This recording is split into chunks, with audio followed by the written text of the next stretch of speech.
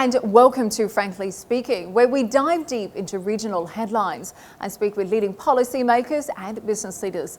I am Katie Jensen. Just days after the US, UK, Germany and other countries announced they will suspend funding to the largest aid agency operating in Gaza, Spain has stepped forward by pledging an additional $3.8 million to sustain UNRWA's life-saving operations. On this episode of Frankly Speaking, we hear from the Spanish Minister of the European Union, Foreign Affairs and Cooperation, Manuel AlBares, to ask whether Spain's efforts will make up for the shortfall of other EU nations and if the bloc is ever likely to support the creation of a Palestinian state.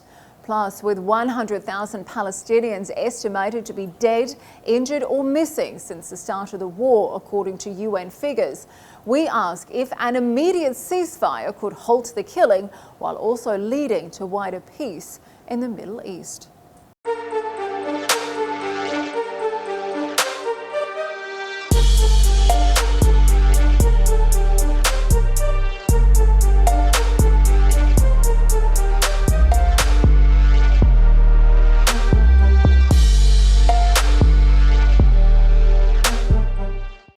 Your Excellency, thank you for joining us on the program.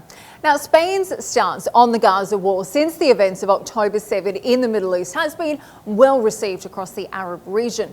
But frankly speaking, do you think the other 27 members of the EU are all aligned with your views on Israel's disproportional response?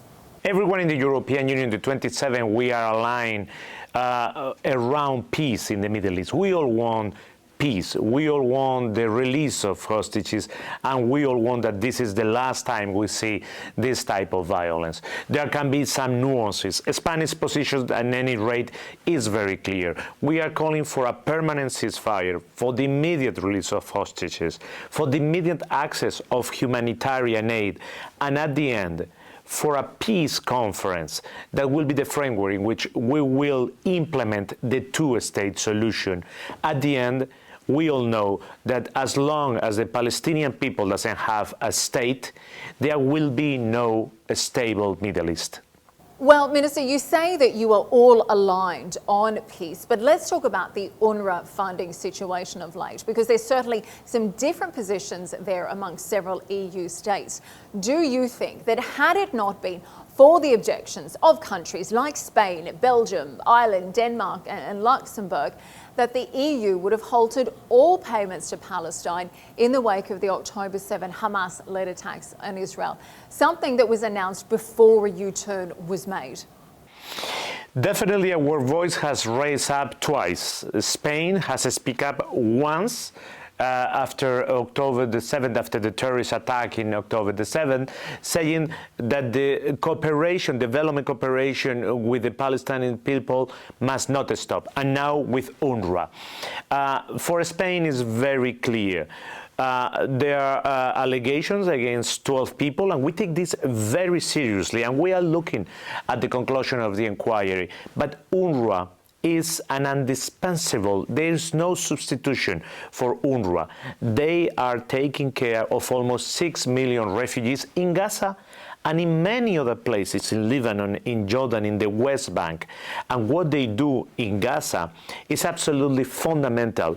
They are giving foodstuff aid emergency to the refugees. So we are talking that if they fail, if they are not sufficiently funding, from one day to the other, they will not be able to feed that people. That's why we have decided to increase our contribution to around 3.5 million euros on Monday to make sure that they will be able to function. And this is what I'm explaining to all my European colleagues. Well, I want to ask you about that additional funding in just a moment, but first, let me go back to my last question. Had it not been for countries like Spain and several others objecting, do you think that the EU would have completely halted all the payments to Palestine? We had a debate about it, and there were different opinions. We were very clear. The High Representative Josep Borrell was very clear as well.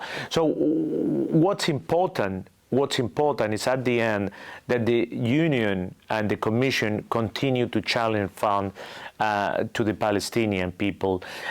You know, in Europe, it's very common that around the table, at the beginning, we have different positions, or positions that have different nuances. It's nothing new. It's not only with UNRWA, it's with almost any topic, even with internal European topics.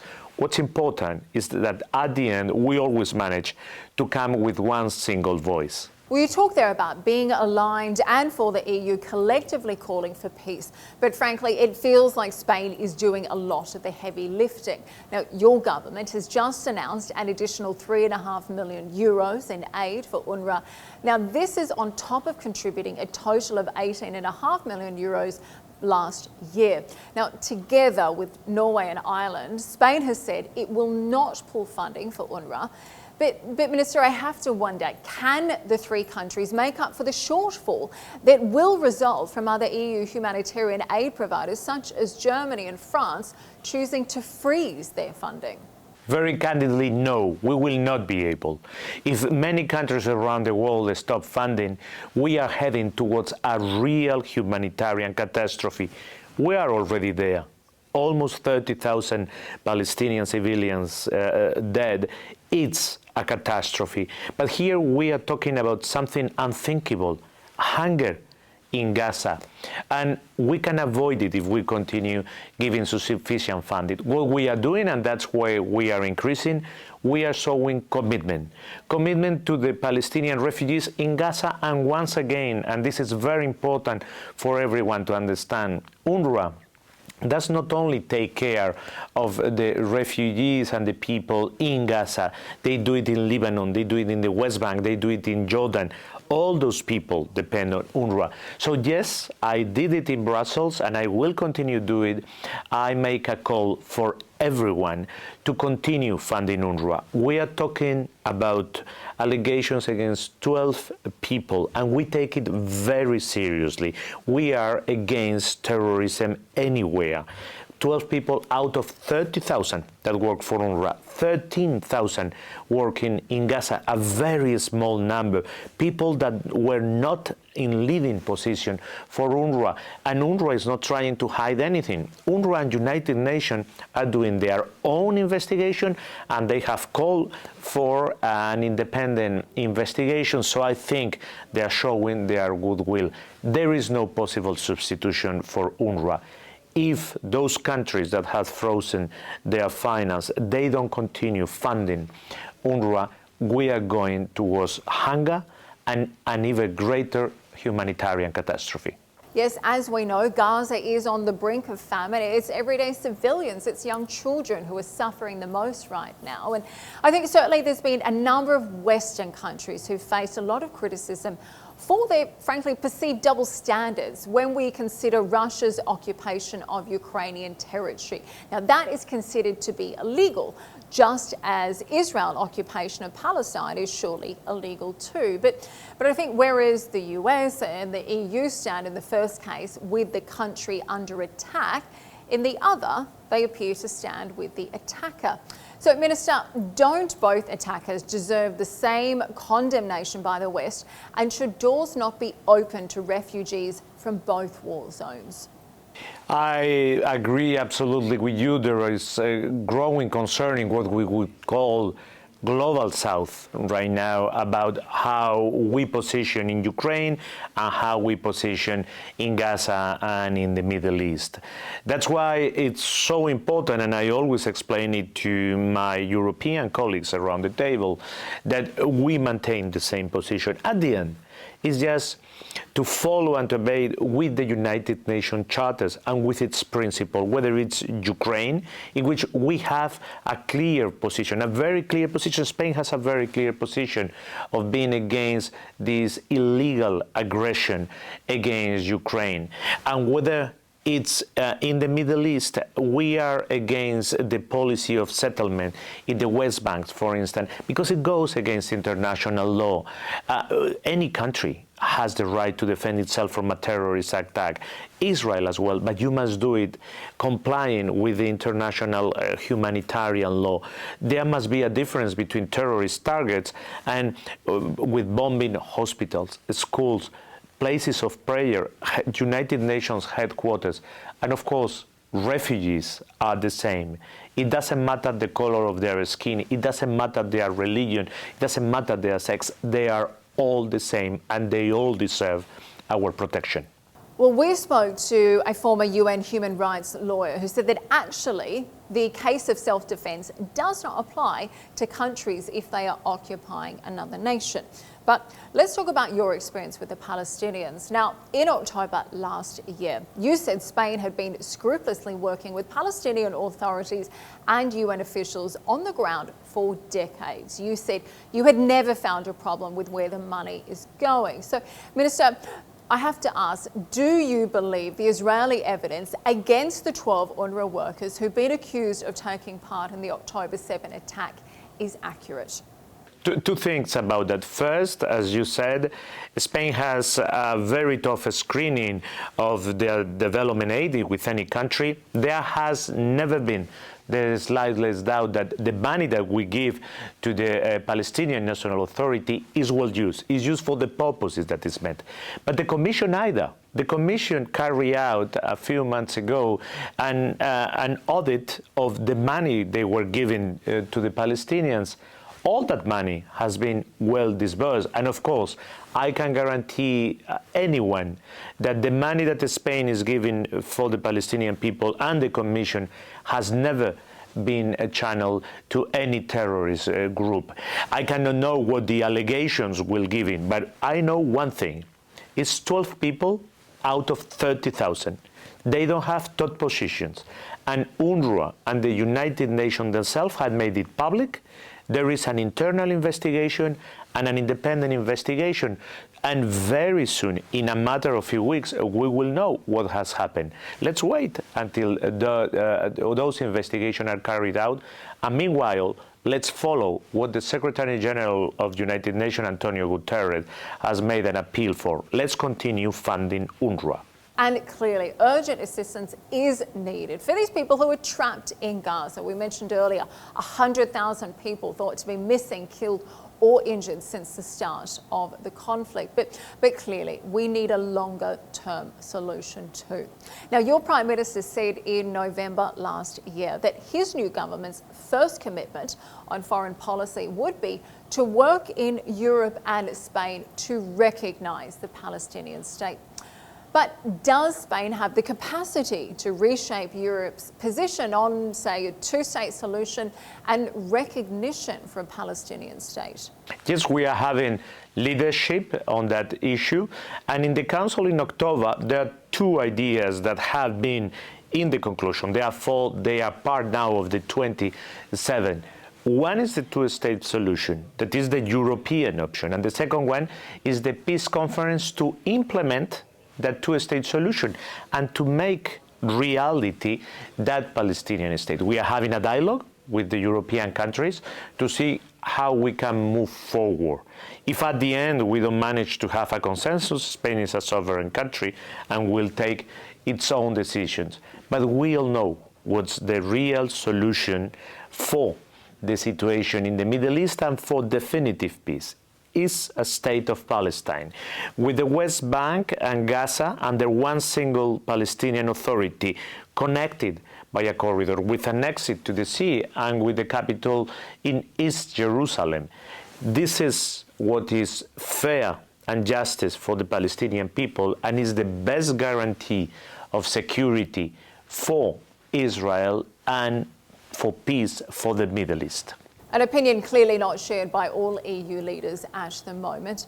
Now, Minister, there are ongoing talks about a ceasefire. Do you believe that an immediate and permanent Israeli-Hamas ceasefire in Gaza and what Spanish Prime Minister Pedro Sanchez has called the indiscriminate killing of Palestinians will lead to the stopping of hostilities in places like Lebanon, Iraq, Syria, and in the Red Sea area? We are not going to stop calling for a permanent ceasefire. Permanent ceasefire and the immediate release of hostages and the immediate access of humanitarian aid is what we need at a very short term. This is what we are calling for, and we will not stop calling for that. And my tour in the region, yesterday in Doha, today in Riyadh, tomorrow in Emirates, is carrying this message. And in the medium and long term, we need the state of Palestine. Well, Minister, I would like to ask about your visit to Saudi in just a moment. But first, if I may, just one final question on the regional conflict as it stands today. What is Spain's position on the Houthis' actions in the Red Sea and the Gulf of Aden? Is your government supportive of the US-UK strikes that are currently underway against Houthi weapon storage sites in Yemen and in the separate but simultaneous US assault on militant groups in Iraq? I have to wonder, do you fear that a wider and dangerous conflict could be likely to break out because of growing pressure on Iran to retaliate? We have condemned the actions of the Houthis. The freedom of navigation at high sea is a basic principle of international law. No one can send rockets over merchant ships, and therefore we are, of course, completely against, and we condemn those acts of the Houthi. We have said it publicly, and we have issued official communiques, and we are part of the European consensus about a European mission in the Red Sea. Another reason why we need definitive peace in the region is that the situation in Gaza is raising up many non-state actors that are using violence and terrorism in the region. This is not acceptable. We don't want more war. We don't want more military actions. What we want is peace and stability. Well, you talk there about condemning the Houthis' actions. So, Minister, let me ask you again, are you concerned about the conflict spilling over and spreading further throughout the region? I hope not, and definitely neither Spain nor any European countries wants a widespread. But yes, I'm very concerned. I was 10 days ago in Lebanon and Iraq, where Spain has troops, one under UN flags and another contingent of troops under NATO's flag. And of course, they tell me how the situation gets more and more tense, how there are more and more attacks, how on the border, in the southern border of Lebanon, there are rockets coming from both sides more and more. Yes, of course, we are very concerned. That's why we have to act very quickly. Well, President Biden has admitted that the US strikes are not working, but says they will continue regardless. But let's shift gears. Let's focus on your visit here. We mentioned the fact you're visiting Saudi, Qatar and the UAE this week. I know you've just met with Saudi's Ministry of Foreign Affairs. What can you tell us about the discussions taking place behind closed doors there? Can we expect to see any changes? Will there be an upgrade in bilateral relations between Spain and the Kingdom? Well, I'm very happy to be today in Saudi Arabia, and I had a meeting with my colleague, the Minister of Foreign Affairs. I have had several meetings already previously, the last one in Barcelona during Union for the Mediterranean Summit. We have discussed basically two main topics. One is how to join forces to make sure that the definitive peace comes back to the Middle East, how we can work together for a permanent ceasefire, for the release of hostages, for the entrance of humanitarian aid for the Palestinian state. And the second topic is we realize that Spain and Saudi Arabia are very good partners, and there are many fields, not only in economy, but in many other areas in which we cooperate very well. How to raise the level of our current partnership to a strategic partnership. And it has been a very successful and friendly meeting. Let's talk about some of those developments and the opportunities you've mentioned there. There is no denying there is a flurry of developments in the kingdom right now. We saw the Crown Prince. He recently announced a new company called AlBares that is aimed at turning the country into an electronics and advanced industry hub. There's currently hundreds of security firms who are in Riyadh. They're taking place in the second edition of the sold-out World Defence Show. Meanwhile, when we look at the mega projects, the giga projects, since they were announced in 2016, that has crossed the $1.25 trillion mark. Do you think that Spain is capitalising fully on the endless opportunities in Saudi Arabia today? We could do it even more. Today, during the meeting, I commended Vision 2030, and I congratulate Saudi Arabia for the expo that I'm sure it will be a great success in 2030. We saw that there is still plenty of opportunities to work together in that expansion and in that Vision 2030. And there are fields that go beyond the economy. For instance, exchange in education. Different institutions that can come here, exchange of students, culture, language, many issues and many fields. And we were talking about energy, where Saudi Arabia is very well placed, and Spain has great knowledge on renewable energies. We were discussing about green hydrogen, solar, wind. Yes, there is still plenty of room to improve what's already an excellent relationship. Okay, so potential opportunities in energy, particularly renewable energy, education as well. Where other areas have the two really excelled in? Can you see other further opportunities? And if I may ask, are there any challenges where the two countries don't see eye to eye? I think that when you see the cooperation of enterprises of Spain, such as Navantia or Airbus, that is a European consortium, but with a very strong Spanish interest in it, they have been of mutual benefit for both. So I think we must continue on those issues. And very candidly speaking, I had a very long meeting with my colleague, including an official lunch. We spent a lot of time discussing all issues, and there is no moot point between us. Well, that's a very diplomatic answer. It's a reality, no diplomacy. Well, we like to hear that. Now, Spain has been historically close to the Arab world, but I think nowadays it's seen as a quintessential European power. It has a very important role in the European Union. Spain, in fact, has been described by the EU Foreign Policy Chief Josep Borrell, a former Spanish cabinet minister himself, as being a country with a clearer sympathy for the Arab world. So, do you think that the time is ripe for Spain to cement the historical ties that bind it to the Arab world? I think there is the sympathy that my predecessor, Josep Borrell, talks about. We are a Mediterranean country, and we share that with many Arab countries.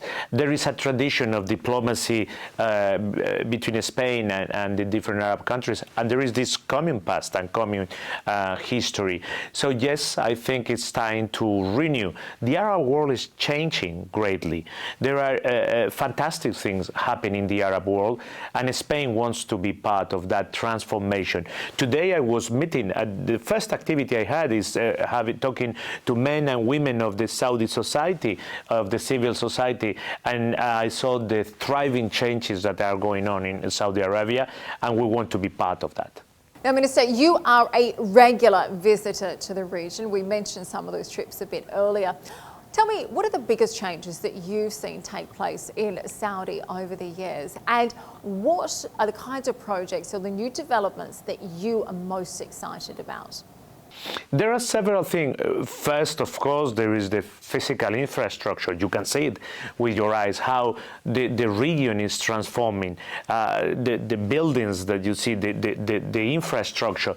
The second thing is more and more the Arab countries and the Middle East have a larger part in world affairs. And that's what we need. When we are facing with global changes, such as climate change, or to fight against global phenomena such as terrorism, we need to work all together. And the Middle East and the Arab world is part of that. And today I was discussing with several Saudi women the role of women, how it's improving in Saudi Arabia. We commend the Saudi authority for it, and we encourage them to continue on that field, on that track. It's a very high priority for the Spanish government as well. Well, certainly some huge potential for opportunities, collaboration between both sides. But finally, before we go, I wanted to finish with a question on your year. 2023, very busy year for you as Spain's Minister of Foreign Affairs, the European Union and Cooperation. You certainly had your plate full during Spain's presidency of the Council of the European Union in the second half of 2023. Do you think that Spain was able to shape the Council's policies in any substantive way that was able to bring the EU closer to the Arab world in general and Saudi Arabia in particular?